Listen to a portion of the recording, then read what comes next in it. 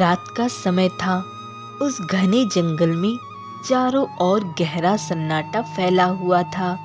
जंगल के बीच एक अजीब सा माहौल था।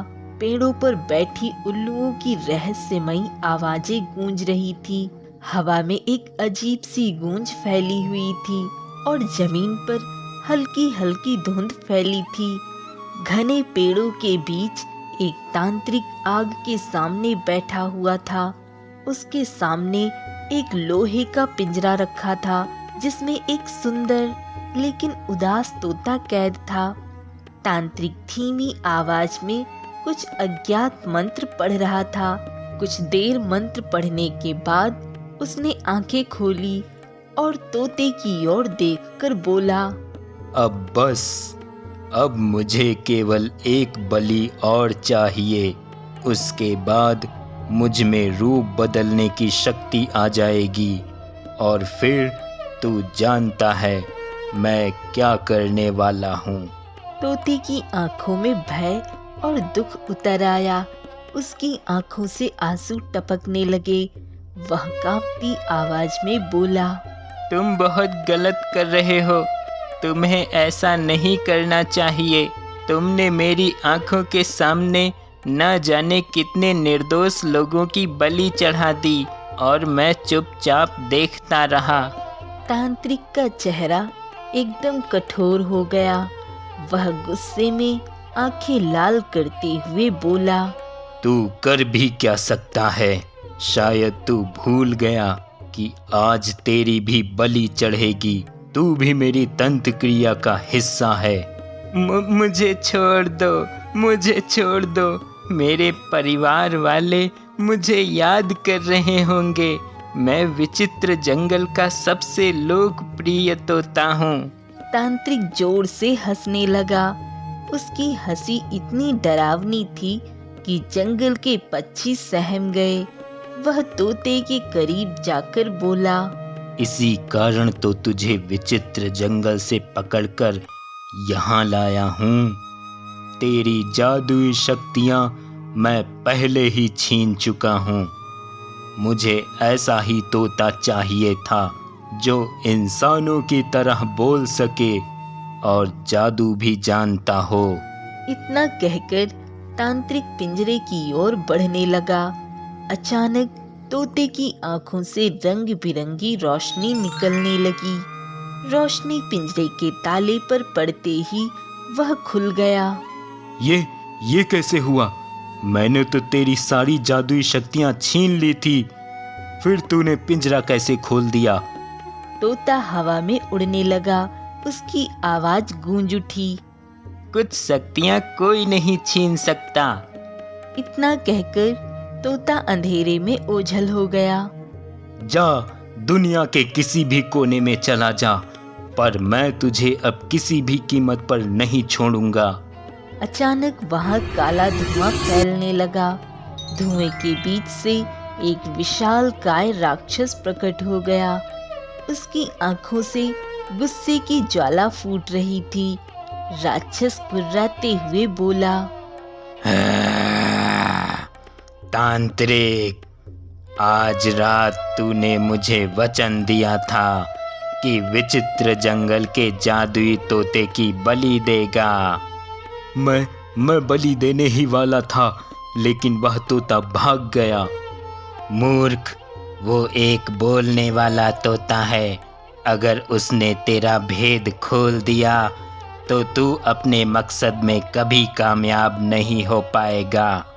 मैं जानता हूँ, मगर वह तोता नहीं जानता कि मैं एक तांत्रिक हूँ। मैंने उसके ऊपर मंत्रों का प्रहार कर दिया है। वो ज्यादा आगे नहीं जा पाएगा। रास्ते में ही घायल होकर दम तोड़ देगा। और अगर वह बच गया तो वह अपना मुंह नहीं खोल पाएगा। अगर उसने मेरा रहस्य किसी को बताने का प्रयास किया तो जलकर राख हो जाएगा। ठीक है, अब इसके बदले तुझे 2 मनुष्यों की बलि देनी होगी, तभी मैं तुझे रूप बदलने की शक्ति दूंगा। मुझे यह शर्त मंजूर है।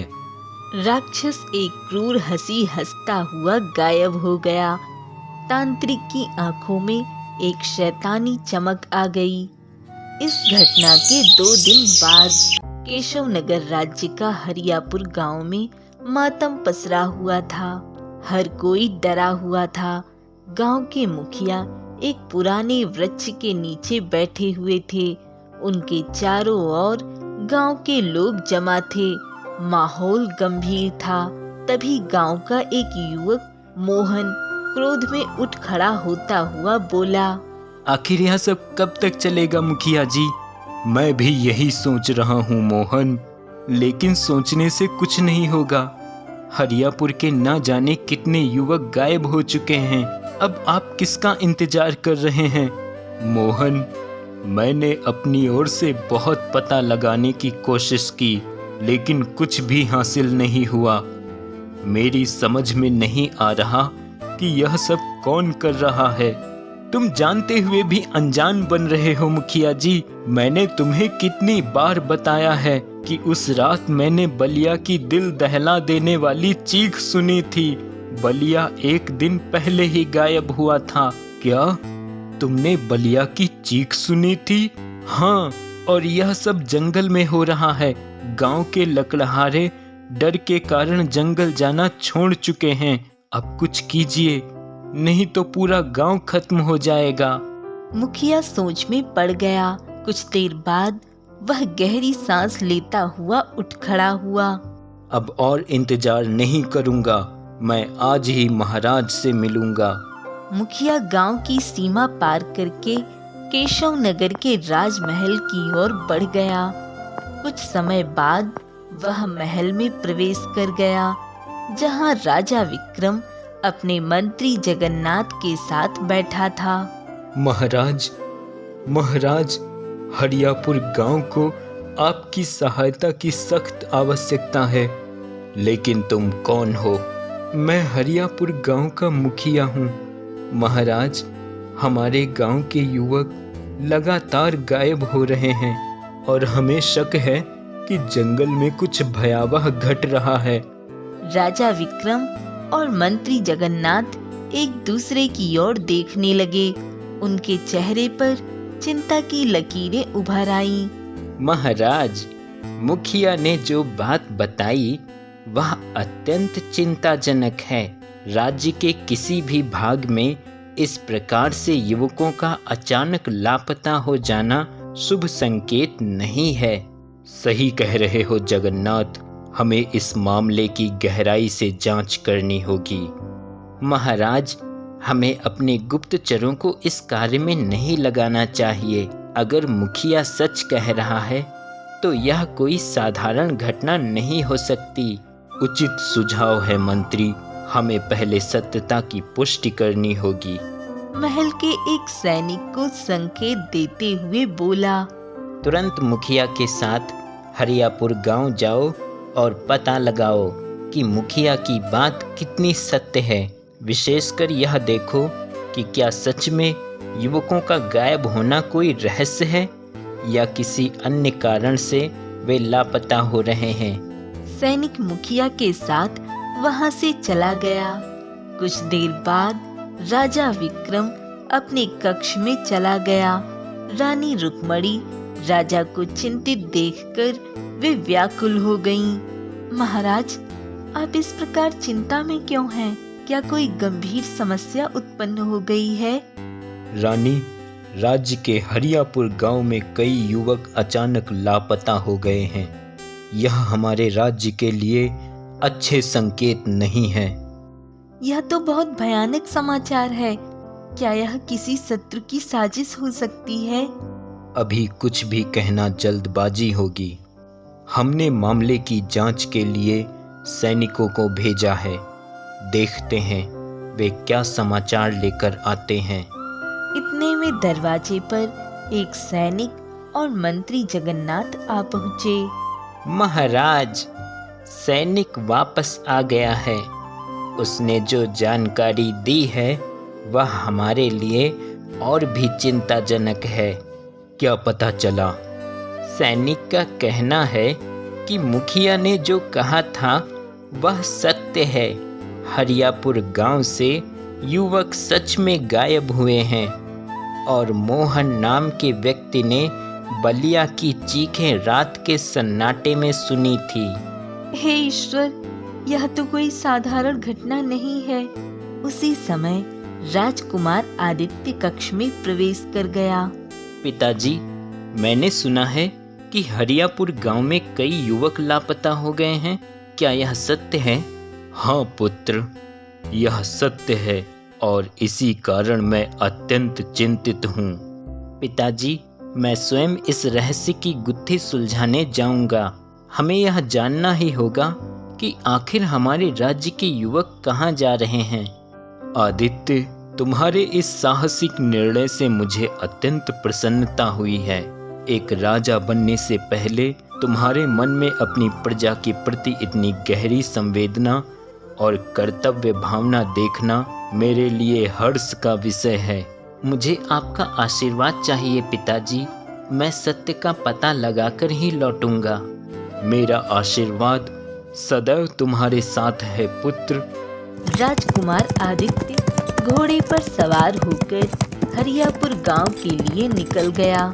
रास्ते भर उसकी आंखों में चिंता थी और मन में सवालों का सैलाब।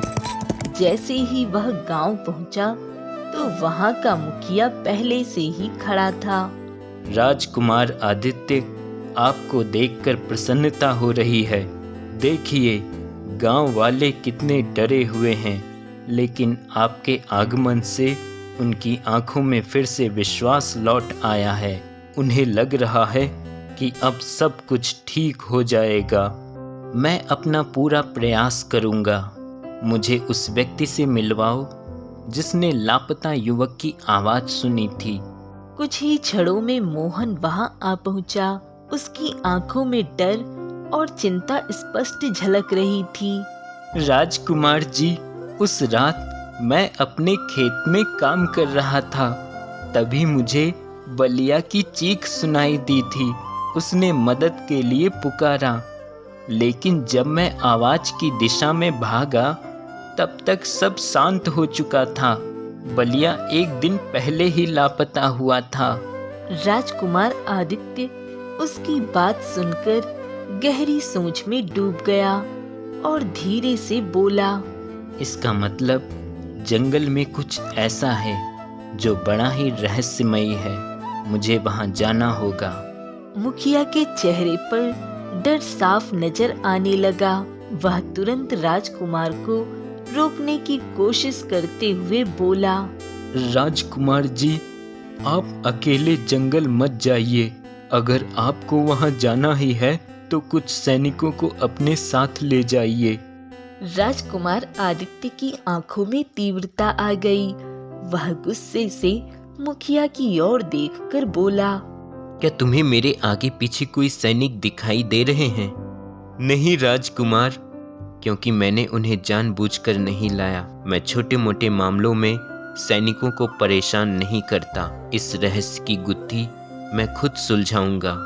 राजकुमार आदित्य घोड़े पर सवार होकर जंगल के भीतर बढ़ता गया। रास्ता घना और अंधकारमय था।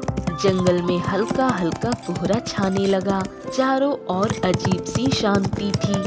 राजकुमार अपने चारों ओर देखकर सोचने लगा, कितनी विचित्र बात है। इस जंगल में यह कोहरा कुछ ज्यादा ही रहस्यमयी लग रहा है। और सबसे बड़ी बात, यहाँ कोई जंगली जानवर भी नजर नहीं आ रहा। आखिर यह सब क्या संकेत लग रहा है? अचानक उसकी नजर सामने एक तालाब पर पड़ी। तालाब का पानी शांत था, मानो सदियों से किसी ने उसमें हलचल न की हो। राजकुमार घोड़े से उतरकर तालाब के पास जाकर बोला, वैसे भी मुझे बहुत प्यास लगी थी। वह तालाब का पानी पीने लगा और वापस अपने घोड़े के पास जाने ही वाला था कि तभी उसकी नजर झाड़ियों में पड़े एक घायल तोते पर पड़ी। कम से कम इस जंगल में मुझे कोई तो जीव दिखा, भले ही वह एक छोटा सा तोता हो। लेकिन जैसे ही उसने ध्यान से देखा तो उसकी आंखें चौड़ी हो गईं। तोते के शरीर से खून बह रहा था। यह तोता तो घायल है, लेकिन यहाँ तो कोई जंगली जानवर तक नहीं दिखा। फिर यह जख्मी कैसे हुआ? राजकुमार सावधानी से तोते के पास चला गया। तभी तोता कराहट भरी आवाज में बोल पड़ा। इस जंगल की थोड़ी सी मिट्टी मेरे जख्म पर लगा दो, वह भर जाएगा। राजकुमार आदित्य घबरा गया और तुरंत पीछे हट गया। उसकी आंखों में अविश्वास झलकने लगा। यह कैसे हो सकता है? सच है कि तोते नकल कर सकते हैं, लेकिन वे इंसानों की तरह बोल नहीं सकते। तुम जरूर कोई मायावी जीव हो। सच सच बताओ, तुम कौन हो और इस जंगल में क्या कर रहे हो? पहले जो कहा है वह करो। इस मिट्टी को मेरे जख्म पर लगा दो, मैं तुम्हें कोई नुकसान नहीं पहुंचाऊंगा। तोते की आंखों से आंसू टपकने लगे। न जाने क्यों राजकुमार आदित्य को उस पर दया आ गई। वह झुककर मिट्टी उठाकर तोते के जख्म पर लगाने लगा। अगले ही पल तोते का शरीर रंग बिरंगी रोशनी से चमक उठा और उसके जख्म पूरी तरह से भर गए। राजकुमार, आपको अकेले जंगल में नहीं आना चाहिए था। आप नहीं जानते कि यहाँ क्या चल रहा है। राजकुमार आदित्य उसकी बात सुनकर और भी चौंक गया। पहले यह बताओ कि तुम कौन हो और तुम इंसानों की तरह कैसे बात कर सकते हो? मैं इस विचित्र जंगल का एक जादुई तोता हूँ। मेरी प्रजाति इसी जंगल के गहरे भागों में रहती है, जहाँ कोई साधारण मनुष्य नहीं जा सकता। इतना कहने की देर थी कि अचानक राजकुमार आदित्य को अपने चारों ओर सब कुछ घूमता हुआ महसूस होने लगा। उसकी आंखों के आगे अंधेरा सा छा गया और वह बेहोश होकर जमीन पर गिर गया। जादुई तोता कौन है? क्या यह सच में कोई जादुई जीव है या इसके पीछे कोई और बड़ा रहस्य छिपा है? विचित्र जंगल का रहस्य क्या है? जंगल में कोई भी जानवर क्यों नहीं दिख रहा? वह रहस्यमयी कोहरा क्यों फैला हुआ है? बलिया कहाँ गया? वह अचानक गायब कैसे हो गया? क्या उसे किसी ने उठाया या वह किसी रहस्यमयी शक्ति का शिकार हुआ? राजकुमार आदित्य को क्या हुआ? उसे अचानक चक्कर क्यों आए? क्या यह जंगल की कोई शक्ति थी या जादुई तोते ने ही कुछ किया? इन सभी रहस्यों को जानने के लिए बने रहिए इसके अगले एपिसोड तक।